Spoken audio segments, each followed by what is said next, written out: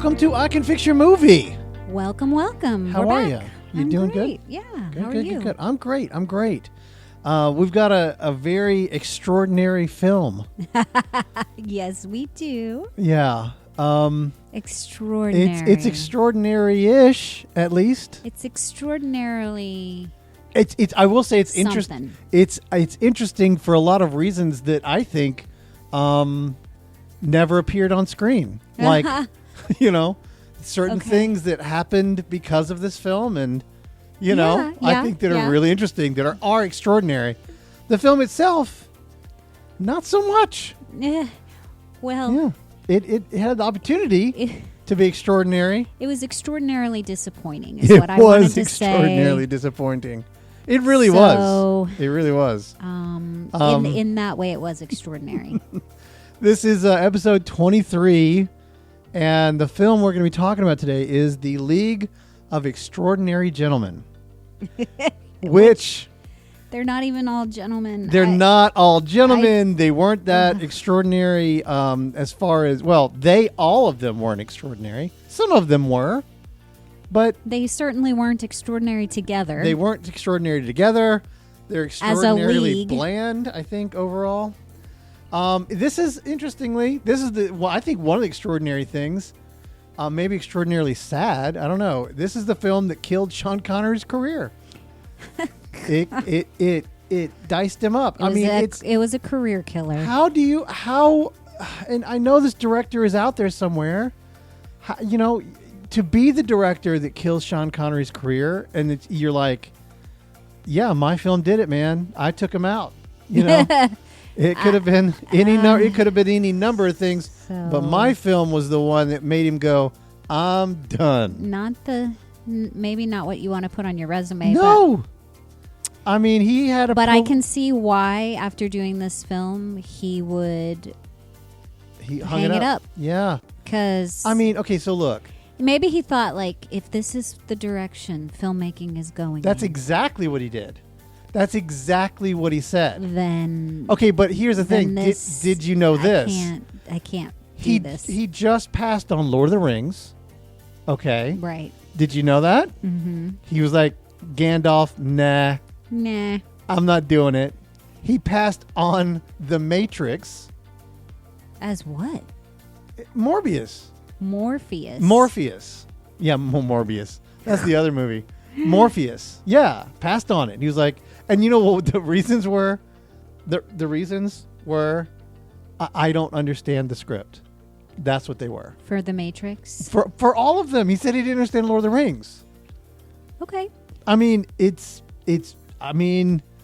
basically said... How he read this script and was like, it's clear as crystal to me. I think I don't understand because nothing in this film made sense. Well, I think he was just like, man. Could you imagine, though, the end of his career, what the direction it would have taken if he was playing Gandalf? It would have been so different. Well, Lord of the Rings would have been so very different. Of course. I'm just saying that... Yeah. No, that's a... his career, maybe he would have still hung it up, but it would have been a very high note. Oh, yeah. For sure. Of course it would have been.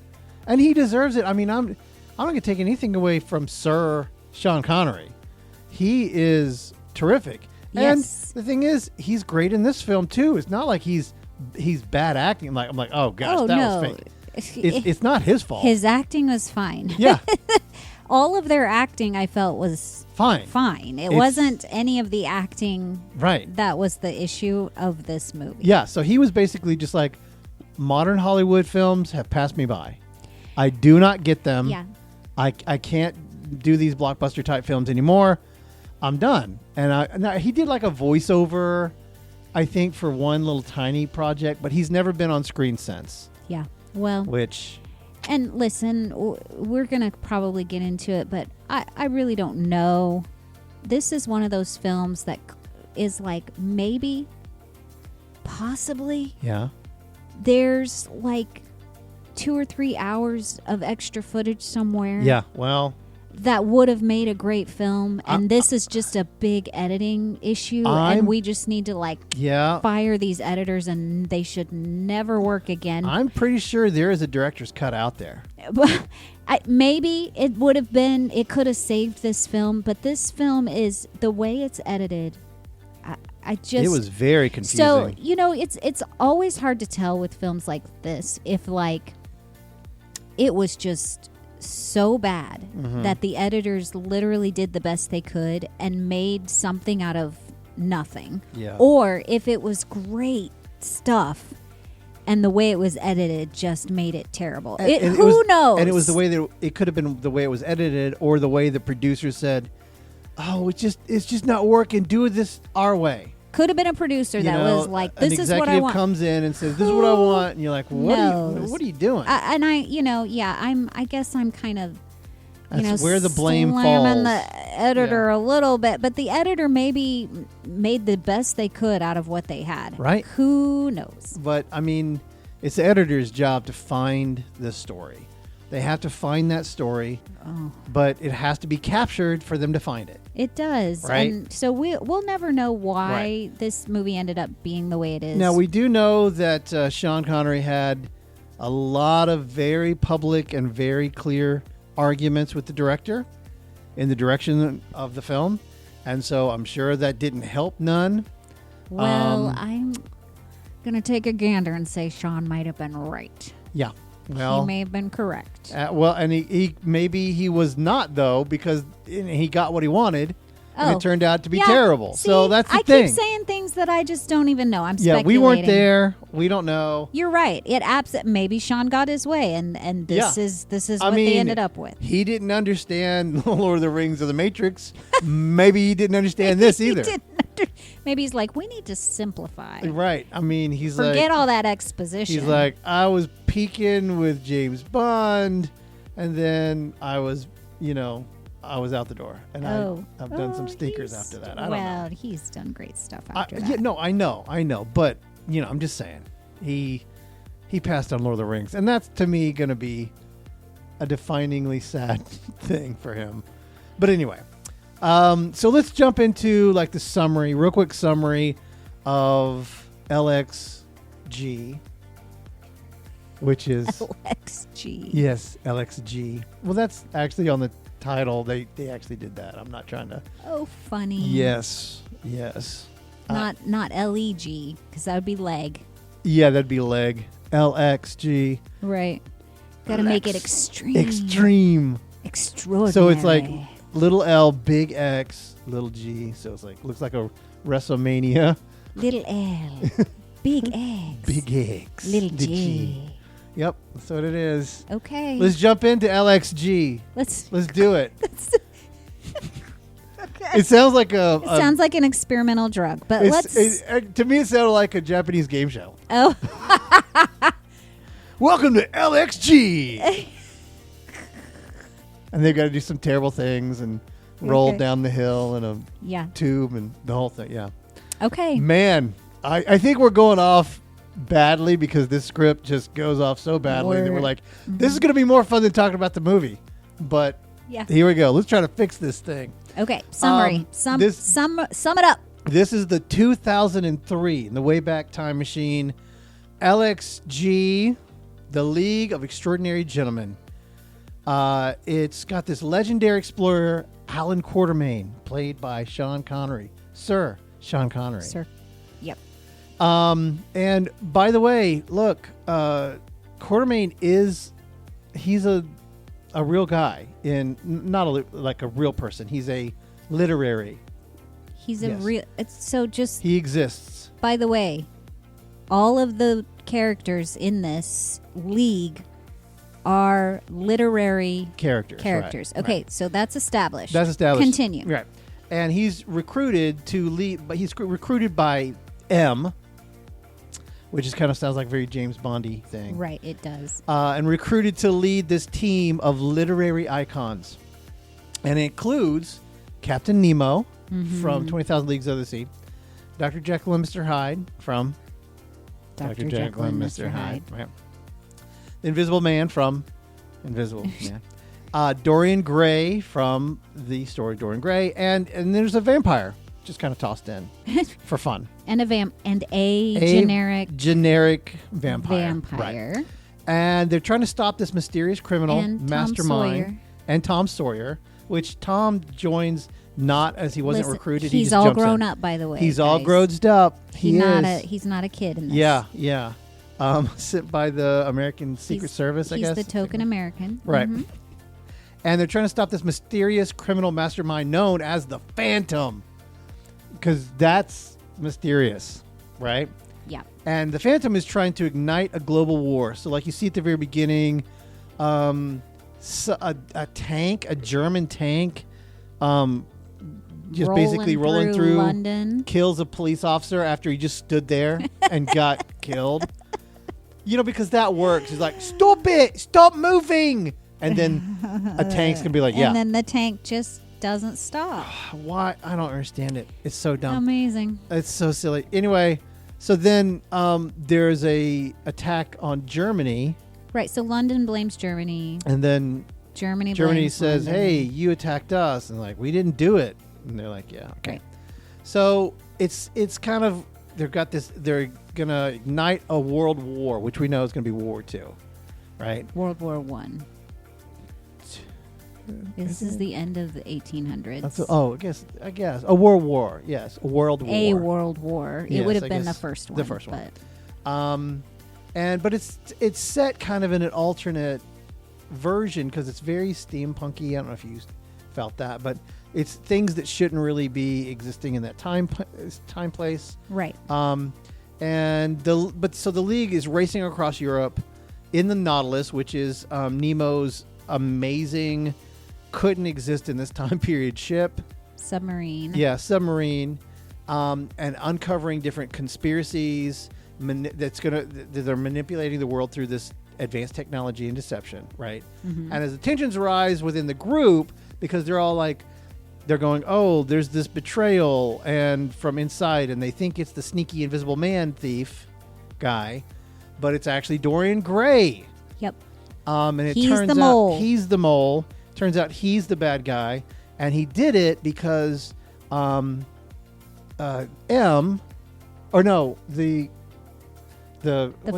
Phantom had basically said, and it was revealed right there in the middle that it was him, right? That it was M. M is the Phantom. M is the Phantom. The guy. So the guy who hired and put the League together ends up being the bad Phantom. guy. Yeah, right. The Phantom. And he was basically manipulating them so he could get parts of their blood or parts of their skin or parts of whatever to recreate them. Yeah.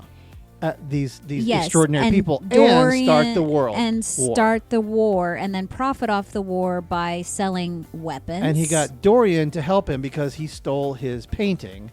And if the painting is damaged or whatever, then Dorian he'll die. He'll age all the years he's never aged. Right. And he loses his immortality. Right. So Quatermain's got to hold the team together because Dorian sabotages the ship and blows holes in it. And thankfully, Jekyll and Hyde come to the aid of the ship, and we can do this. And they save the ship. And in the end, not Jekyll. Hyde, the evil one. Right. Forgets he's evil. He forgets he's evil for sure. Yep. Right. And they pull together. And of course, like I said, Phantom turns out to be M. And they go to his factory. Castle. Yeah, because the invisible man that they think is the sneaky, betrayer snuck on to this little tiny ship that they took to leave the submarine. And he was feeding him coordinates and saying, hey, this is where we're at. He ends up helping the League find where this big factory is. And then, of course, like so many generic, stories, they end up going to find the evil lair of the bad guy and blow it up. Mm-hmm. That's the storyline. Yep. And in the threat. And, of course, only, problem is Quatermain is killed. He is. Or is he? Question mark. The end? Question mark? All right. Because Good summary. He dies, and then they put him in the grave back in Africa, and then Mr. Man starts chanting, and then the grave it catches fire, and then it's over. And he puts the gun on top, and we think, right, the ground starts shaking. Shaking. We expect a hand to come up and grab the gun, and it does not. But it is definitely the end? 100%. Yeah. To be continued, or not, but maybe. For sure not. Because Sean was out. Yeah. They will either remake this film correctly. Yeah. Take notes, people. Yeah, man. Or this will never see the light of day again. Now, this is from a graphic novel, okay? So this was created from a graphic novel.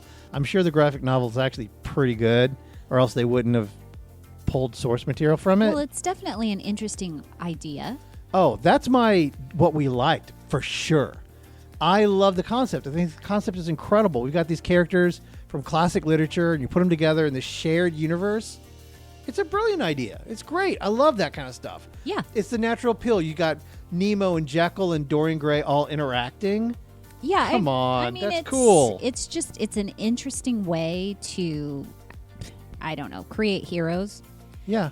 Is to have all of these literary characters come together. Right. Like actually be real people and come together to fight this evil situation. Right. So, then you add the tech and the hidden society. It's got potential oozing out of every bit of it. It's great. Yeah, super good concept. Now, I don't know that these were the literary characters that I would have chosen. Yep. But I don't know when the graphic novel was. Maybe these were like, top of the list high school reading material at the time. And they were like, everybody's going to know who Allan Quatermain is. Yeah, no. But for me, I was like, who the what? Yeah. And we'll talk about that a little bit more also. So my hot take misstep. Okay. It felt way too short and way too long all at the same time. It's like the movie's over and we did nothing, but gosh, it's dragging, and that's when you rush, I think a really good idea. And this is kind of the thing. I think you have a big blockbuster kind of idea, and it's put in the wrong hands. It could have been a great storyline, but it resulted in this kind of shallow, kind of, There wasn't really a, sorry, there wasn't, I guess, stopping a war. Yeah. But it didn't feel like they were stopping a war in this film. No, it didn't even barely felt like they were stopping a bad guy. It really, it didn't, I don't want to jump right into all the problems, but we literally knew nothing about any of these characters, and we expected them to come together and stop something. Again, yeah. I don't know if it was an editing issue. I don't know if there was stuff cut that shouldn't have been. It just was absolutely haphazard. There was no connection with the story was so disjointed, and so were the characters. Yeah. So was the plot. So was their mission. It just felt like a really interesting idea floating, right? Yeah. Floating out there, but nothing was done with it really. And my big hot take misstep. I wish this would have been an episodic series. If this had been an episodic series, you could have had plenty of time to break all of these things down. Yeah. And tell the story properly. But to do it in a 2-hour thing, it didn't have time. I totally agree with you, and I think. If somebody does remake this, don't make it a film. Yeah. Make it a series. Make it a series, man. Make it, something you can expand upon, focus on each of the characters, build this world. Yeah. It'd been great. It'd been great. Help us out here, people. It'd been great. So let's jump into Act 1. Okay. And this is really the biggest issue, I feel, of the whole thing. The League just forms too darn quickly. Oh, it's so fast. It forms at lightning speed. We meet all these iconic characters, but we don't experience any of them. No. We just kind of meet them, and like when they're in the room and M is introducing everybody, he doesn't even go through lists of powers and what they do. No, we don't know what they do. We don't even...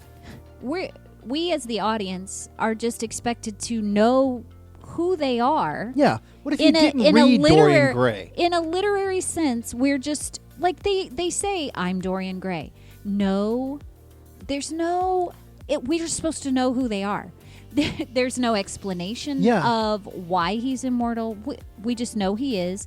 Like, now, when you have to Google all of the characters as you're watching the film, that's an issue. Now, they do attack immediately, which to me was this stupid sign of like, well, clearly somebody's in on it. How'd they get in your house, Dorian? Yeah. I mean, I was like, right away, I was like, oh, who let them in? So it must have been... Right. Dorian so their first meeting, I guess, kind of happens at Dorian's place. Right. It actually happens at M's, but then they immediately go and they're like, we need to recruit a couple more people. So the first person they go to is Dorian. And while they're there... They get attacked. They meet a couple more people. They meet the vampire. Right. Yeah, we meet the vampire and Dorian, and we see that all of a sudden, the Phantom is there in Dorian's house with his little army of henchmen. Yeah. And it forms too quickly, and we see what they do, which normally I'm like, yeah, show us what you're doing. Right. But the problem is, because there was no setup for each of the characters. Yeah. I understand you showing, but like you show what they're doing through kind of flashback action sequences, not like in the moment things, because even then it wasn't really explored that well. Right. You know what I mean? We're watching it and we're going, okay. I guess he can do that. I guess he's immortal. Besides, who M would set up a team and go, all right, go hunt them down. What does a team do? I'm not going to tell you. It'll be a secret. I mean, it doesn't make any sense. They're given no direction. Yeah, he's like, just go get the bad guy. Yeah, and then Dorian, who was like, I don't even know if I want to do this. They have the battle, and he's like, now I'm persuaded. The battle persuaded me. So he just joins the league. None of them know. Yeah, there's no motivation for any of them. Right. Or what this mission is. What's the motivation for any of them to join? And then Tom Sawyer just shows up again in Dorian's house. Yeah. Like, how did he get in? Please tell me the motivation for any one of those people to be doing what they were doing. And he's like, he kind of saves the day. And Sean Connery's like, you're in. You're in. He gives him a gun. He gives him a gun. And he's like, you're in now. You're in. Yeah. You're in. Okay, for a fix, you've got to treat the first act like a recruitment story, okay? If he says, M says, like, you've got to get your team together. He's like, who's in the team? And he throws him a dossier on each of these people, and he goes, oh, this person here. And he's like, oh. And then he reads it, and he sees, and then as he's going in, he sees what they're doing as he's trying to recruit them, okay? Yes. Each member gets the short, kind of memorable introduction sequence that showcases who they are in their world, right? He doesn't just gather them. He's also got to convince them. Or, even if he's like telling Sean Connery's character about each person. We've got Dorian Gray. He was... Yeah. He received a portrait that age... And so he's like running down the list of who they are, why they are, what they can do. And as he's talking, we're seeing these powers kind of play out in different situations, but you have to set these guys up. Right. And then so like when he's gathering them, he's got to convince them to join, so that sets up their motivation. Yes. Some of them can refuse. Some of them might have conditions. Right. Right? But then the league and the partnership is then earned once it's made. Right? Yes. Because the team has to be built. And then it's basically, hey, we need you because blah, blah, blah. And then the other one is, this is something that comes up later. When we learn he is Moriarty, he's like, there really was no league. I made it up. What? Wait, what? The League needs to be a very real organization. Yes. Not just an empty room with some nice pictures on the walls, later to be revealed as a fake. Yeah. It should have been real. It could have been really, really cool that they were always, they're all aware of the League of Extraordinary Gentlemen, and it would be a huge honor. And Moriarty has wiggled his way into it and into leadership, and that's fine, because that would have been, again, how Moriarty would be playing chess. He's the long game guy. He's made sure that he's made his way in. He's trusted. Right. You're right. He rises in the ranks. Nobody knows that he's actually Moriarty. Right. It's just slapped together.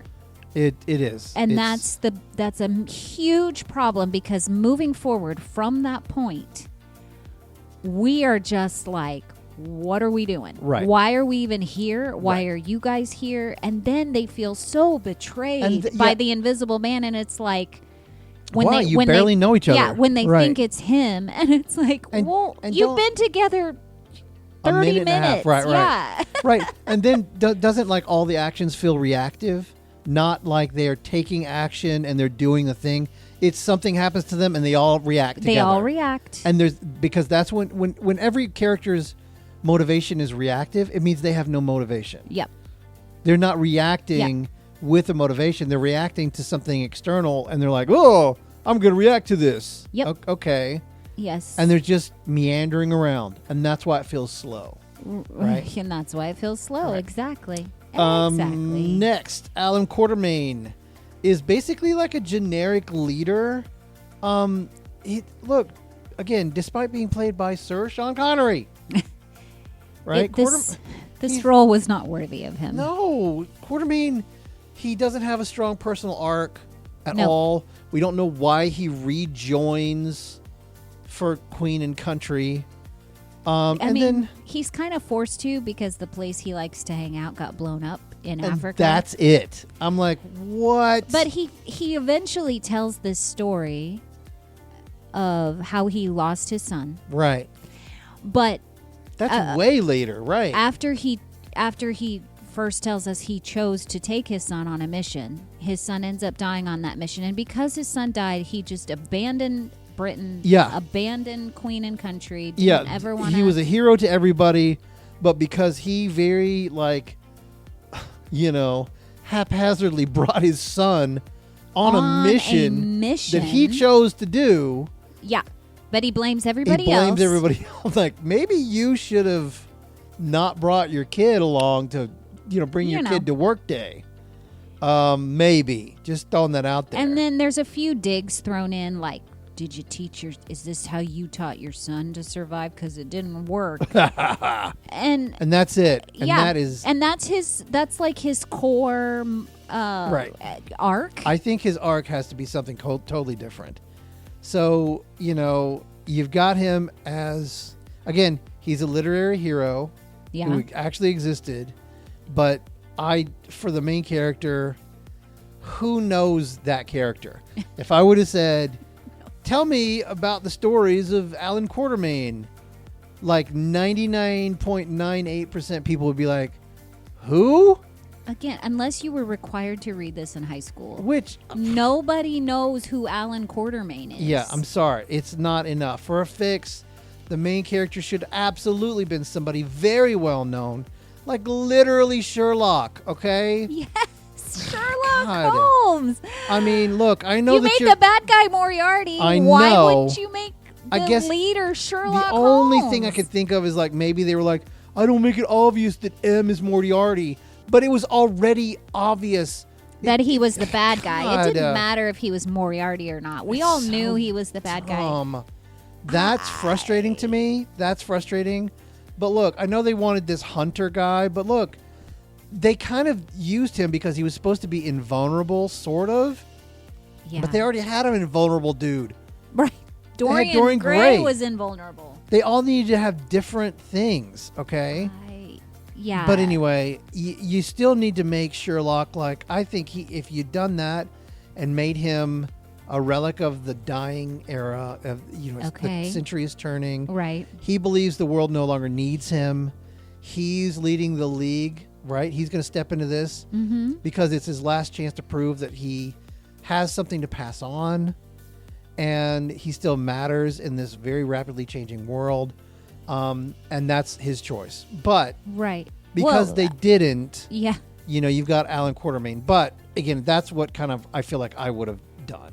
But Allan, somebody that was was a master strategist, perhaps. Maybe, yeah. Yeah, because Allan Quatermain, I mean, I guess leader in the loosest sense, in the fact that he was the oldest. Yeah, but I don't feel like he... But did he make a plan? Did he never led anything. I know. No, he never did. He trapped Jekyll and Hyde. Didn't recruit him, by the way. Yeah, he just trapped him. Made him turn left. That's all he did. Chained him up and then said, we'll let you go back to London if you join us. And he's like, all right, done. He's like, I'm in. Yeah. What? Yeah. Next issue, the world building was so surface. I mean... What world building? You've got this shared literary universe, and you barely explore anything of how the characters coexist. That was a huge, huge issue for me. Exactly. You've got to lean into this, man. Show how these legends are unpacked. Okay, so for the fix. Okay. Lean into it. Right. Okay? Show how they've impacted the world. Governments fear them. Myths have been told about them. All of it. Yeah. Okay?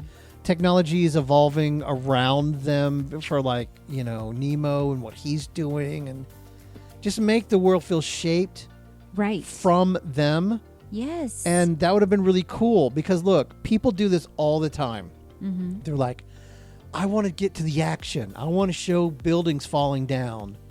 Great. Right. Can you please set up the exposition?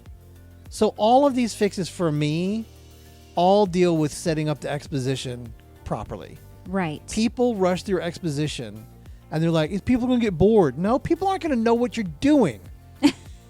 People don't understand it. And then you're yanking them along and dragging them, and people are like, wait, but I don't understand. What about, just keep going with me. Go, go, go. And you're like, why? Right. I don't understand what you're saying. There has to be a balance. We understand that. I mean, we've talked about films that we were like a good hour into the film and they were still in exposition. Yep. That's not what we're talking about here. But you have to give us some kind of, you've got to build the world. You've got to build these characters. You have to show why they're important in this world, why they're important to this league, why they're important to the mission, and literally, like, why did you recruit that person specifically? Right. What skill are they bringing to the table that you feel like is going to be essential? Is going to be an asset to this mission? Not just, you were the lead character in a book. Yes. So let's bring you on board. No, what do you do that is different than what this other person does? Exactly. Keep the major thing the major thing. There's the League of Extraordinary Gentlemen. Now, look, I know that there's a lady vampire. That doesn't bother me. That it's kind of silly that they call it that and then have a lady. However, I don't care about that. Right. Okay? They're extraordinary. Focus on putting this team together and making them extraordinary and showing how they're extraordinary. Right. Keep focus on the thing. But they kind of like ignored it. It's all these stray cats. Yeah. Doing all their random things. And it didn't make sense. Right. So I'm just going to also throw in, I don't know if this is the best time for it. Maybe a hot take misstep would have been the best. I know. I'll get it down. Oh, maybe man. Someday. Maybe. The set. Yeah. It was all like almost the whole time they're on this ship. Yeah. And it's all just white and gray. Right. And it's like the most boring set I've ever seen for a film. It's pretty elaborate, but it was color scheme was. To me, it looked like, I could almost see the plywood and the white paint. It was this glossy white paint, and then they spray painted all of the little extra frills silver. Right. And then when they actually get to the factory, it's in this snowy, and everything there is gray and white. Like the whole movie's just this gray and white movie with these. I don't know. The world to me just felt so dull. Right. Just literally because it was just the whole movie's just gray and white. Right. Annoyed me. So we need some color palette. Well, we're talking about literature. I mean, they start the film in like a couple of libraries. I don't know, that I would have carried that theme through. I would have made it rich and colorful and literary feeling, not just white and gray. But all right, Act 2, the team has no real internal conflict. The group of people, they don't know each other, and until they know each other and want to work together as a team, you got to show them not working as a team. You know what I mean? You got to show them how they have to understand each other and how to better work together. They're all pretty easygoing, aren't they? Yeah, once they're like, oh, it's fine, and I mean, what next? Dorian's boss? making out with the vampire lady, and it's like, it's just weird. It's just weird. Well, that's another thing is they have one lady in the group, right? And everybody is attracted to this woman. Of course, yeah, I get Tom Sawyer, even like Jekyll and Hyde. Yeah, like Hyde is taunting him, taunting Jekyll, and he's like, "You like her," but she didn't look at you; she looked at me.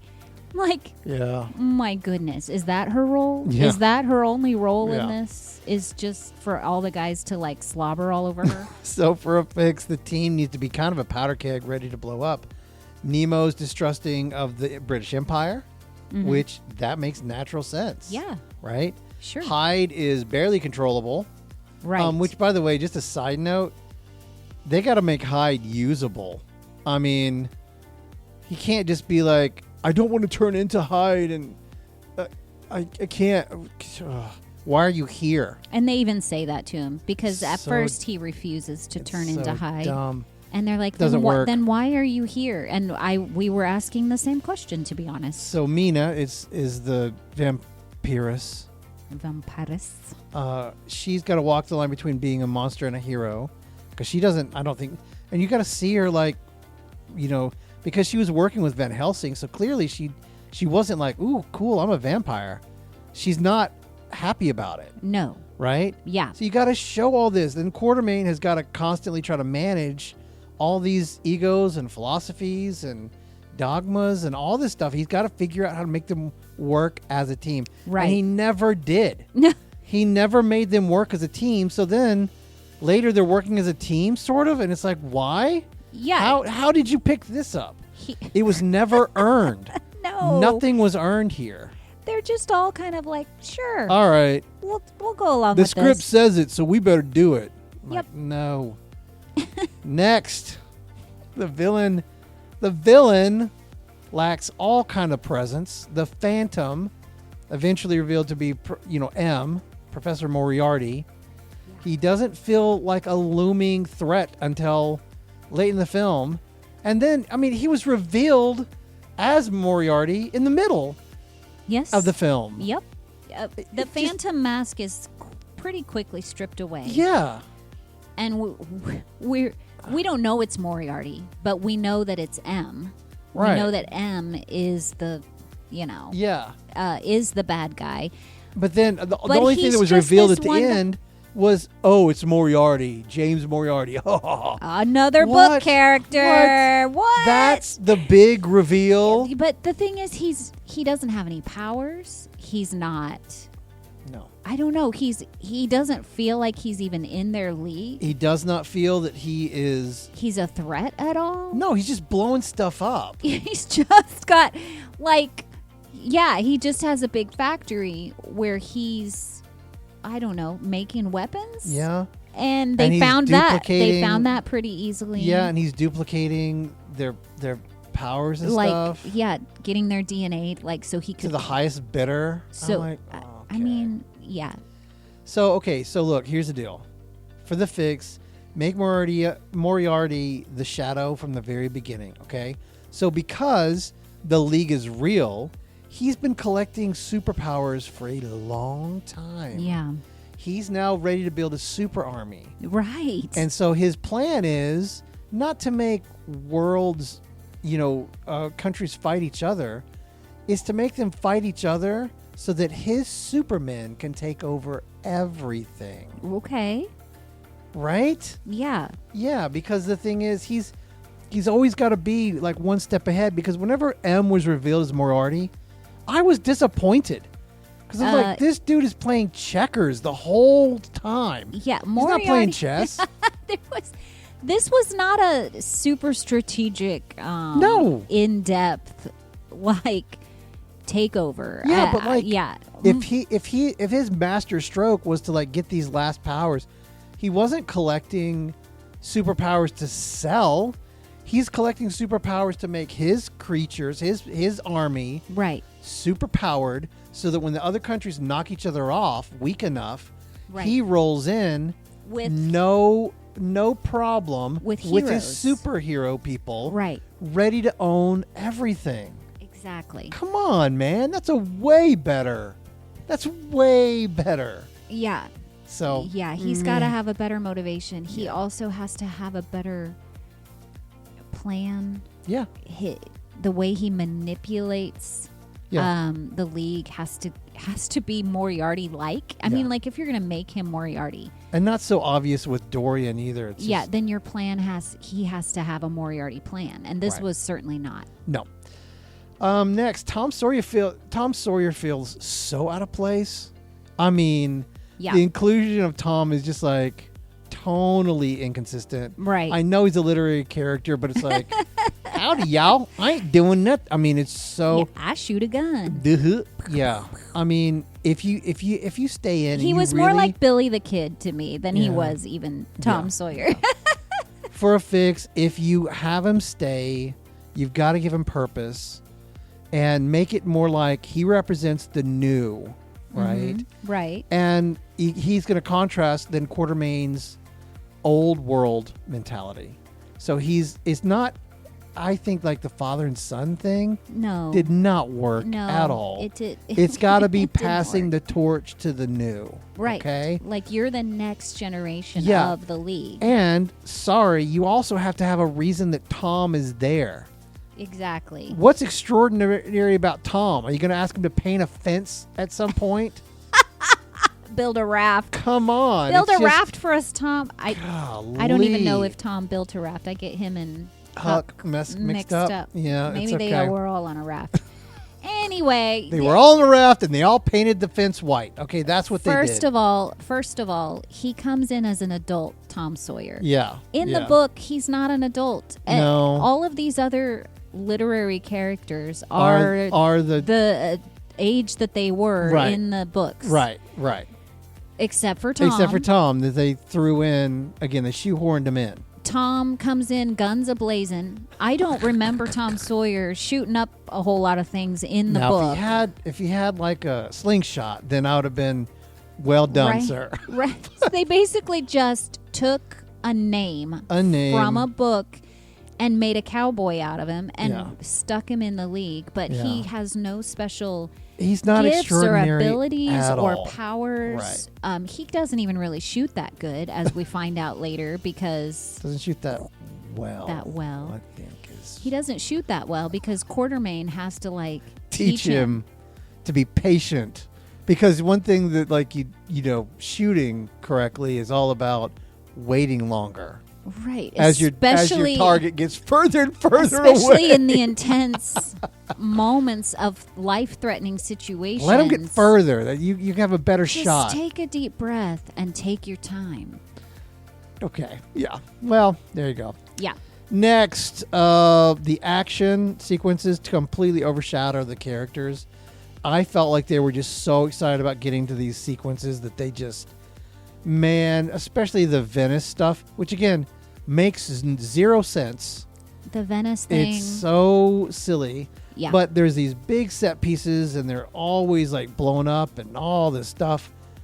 I mean, number one, to stop a building, like stop Venice from completely being destroyed, they blow up a building to stop the buildings from domino dominoing. falling.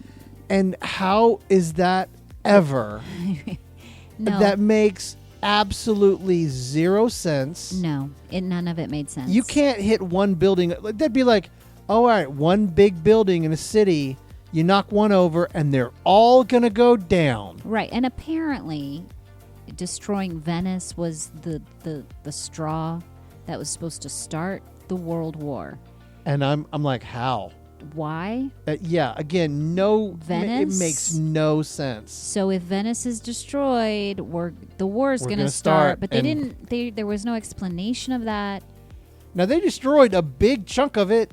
Nothing happened, though. Right. I mean, to me, it looked like they pretty much did flattened Venice. Yeah. But apparently, it was just a couple blocks. They saved most of it. But Venice, it's not too big to start with. I mean, it's fairly small comparatively. I mean, I guess if it was like, if there were all world leaders that were like meeting there, sure, but there maybe, wasn't. But they never said that. It was just carnival, basically. It was just they were just like, we're just going to destroy the city, and that's going to be it. Everybody's going to start a war after that. But yeah, you're talking about the action sequences. I was not impressed. The action sequences were really, again, back to the editing. Yeah. Editor, maybe you didn't have much to work with, and this is literally you did the best you could with what you had. Yeah. I don't know. Yeah. But the action sequences were just quick cuts of all the fights and all the stuff. I mean, like somebody starts to kick and it cuts to the other fight. Right. It didn't quite work. It didn't quite work. For a fix, every action sequence should reveal something about the team. Hyde's violence is actually creating fear within the team. Nemo's technology shows he's brilliant, but he's also like super isolated, and how he's isolated from the world, which he talks about. He's like, time for me to rejoin, right? So the action sequences actually need to show more character like development as we show them. That way they're connected instead of just random sequences. Right? Agreed. Act 3, the betrayal does not pay off. No. The reveal that it's a league, it's a member of the league. We're all like, yeah, of course, because you gave us nothing else. Right. So this is a pretty quick one. For the fix, you got to build the betrayal through the film. I mean, subtle hints and things like that. But like, you also have to keep us guessing. Give us plenty of red herrings. Like there's spies on the ship, right? Mm-hmm. And we think maybe it's not somebody on the team. Then when we reveal what happens, it can fracture the team and like make them kind of go off. Then the leader, who did no leading at all, has to bring them back. Right. Okay. Right. Very straightforward. Very straightforward. Yeah, exactly. Next, the climax feels super generic too. It's the final battle is the standard action sequence of find the base and blow it up. Yeah. Right? It's every one of those Find things. base, blow up, kill bad guy. Right. The end. For the fix, this is a quick one too. Because now, of course, we've got a different leader, but it shouldn't just be punch your way through. Right? Right. It's got to be each member doing what they were recruited to do. Right. Right? It's got to be that. Using their unique ability to do what only they could accomplish. To outmaneuver Moriarty, not just brute force it and, force stuff and blow it up. And because that in the end was what they did. Yep. They just tossed dynamite sticks into places and blew it up. That's all they did. I mean, other than what's the point of having a team if it's at the end Dynamite's the hero? Well, I mean, two people had to go like unlock the cages where the scientists were being held. And so there's that. Yeah. And then the vampire-esque girl, she had to get revenge on Dorian. So she was busy doing that. She couldn't help with the actual blowing up. So and then Jekyll and Hyde, that's, I think, to me, even though the CG looked very Lawnmower Man on that one, it was not really that great because, I mean, no, I will say the effects overall were because they used a lot of model making in this. I thought that was pretty good, but the CG was not good in that man. Not good. It was not good. Not good. But at least Jekyll fought somebody that was Jekyll-ish. You know what I mean? Right. At least they did that. But they should have been fighting the army that Moriarty had already assembled, right? They should have been fighting through that super army. Yeah. That had more powers than that they already had. Like, they should have people that flew, people that had like beams of light coming out of their eyes, whatever. Right. Because so much, if he had been infiltrating the League for a long time, he would have had more powers than just the 5 people, that were in the League currently. Right. So, yeah, they should have been fighting people that had powers, that had different powers than theirs. They should have had to overcome things, out-strategize, out-maneuver Moriarty. Right. And like, they should have been able to, like, because they have to overcome people that are stronger than them. Right. And that, I mean, they really did. The one character that was stronger than Jekyll, he literally goes, "Oh, he's burning through the stuff. He's going to run out of juice." Right. But he ran out of juice before the other one. The thing he just said. I'm like, what are you doing? He didn't run out of juice. He got squashed. He did. We never saw him run out of juice. So why even say it? So why make a point to say that? He's like, I got a plan. I'm going to make him run out of juice. Oh, he's not running out of juice. Hopefully something. Oh, good. He got squished. Oh, good. This hole just opened up in the wall. Let's run out that hole. That way, yeah. They ran away. Basically, that was how they defeated him. How they won. Mm-hmm. Yeah. Lastly, here, the ending doesn't pay off any of the themes, really. No. The film ends and it doesn't resolve Quatermain's journey at all. No, because he's dead. He's dead, and it was all about, like, there's plenty of time to shoot somebody as they get farther away, sort of. But it's got to be resolving his journey in the League. And another thing is, like, if in fact you really have to have Quatermain and not somebody like Sherlock, then Quatermain should have been a member of the League way earlier in his life. Yes. Right? Right. And then they pulled him back in because they really need him because the world is really in trouble. And he knew M and he knew these. And then, that could have been part of his journey. Yes, so he closes off his loop and he's passing it on then. Passing it on. Right? Yeah. That's the end of his arc there. And that's his thing because his sacrifice should symbolize that passing of the torch. Agreed. Right? And the League continuing and evolving in the next generation. Right? Agreed. Right? And because the thing is, the whole thing is the legend of who everybody is. It's not just to save this moment, right? It's to save the world and define the actual extraordinary of who they are. Right. Right? Exactly. And that's the goal. That's what it has to be. Well, and the whole movie kind of set that up, but then didn't right. play it out. Because at the beginning, there's text at the beginning that's like, this is the world that's this is the world that dangerous. Wars were fought like this, but then a new age, like literally like it kind of hints at the idea that it's at the turn of the century, right? Things are changing, a new age is being ushered in, right? New technologies are happening, so yeah, that needs to be then the main thing at the end, is that he's passing this on to the next generation. The League of Extraordinary Gentlemen, or LXG, or LEG. No, not LEG. It should have been like the Literary Avengers. You know what I mean? Yep. But it rushed past the idea that made it powerful and interesting to get to the action sequences that weren't that cut together that well. Yeah. In the end. Yes, exactly. But I think done right, all these crossovers could have been really cool to watch. They could have really been powerful. They could have been. And very entertaining and honestly iconic. Yeah, and imagine if it was an episodic. Oh man. You would have gotten kind of like you were just saying, the literary Marvel. You would have gotten everybody's story, everybody's backstory, and what they meant, and what they are, their and who they origin story, how they're connected, how they came to be, how they got their powers, how they became extraordinary, how they heard about the League, all of the things. Yeah, all of the things. Yep. But it was rushed through, and nothing about it was extraordinary. No. Nothing at all. Nothing. So that's it, kids. That's our breakdown of the movie and our wishes to make it better. I do remember seeing this in the theater and being super disappointed. Mm-hmm. And thinking to myself, they really missed it. They really missed it. But I think these fixes could have made it something special. Absolutely. Could have made it extraordinary.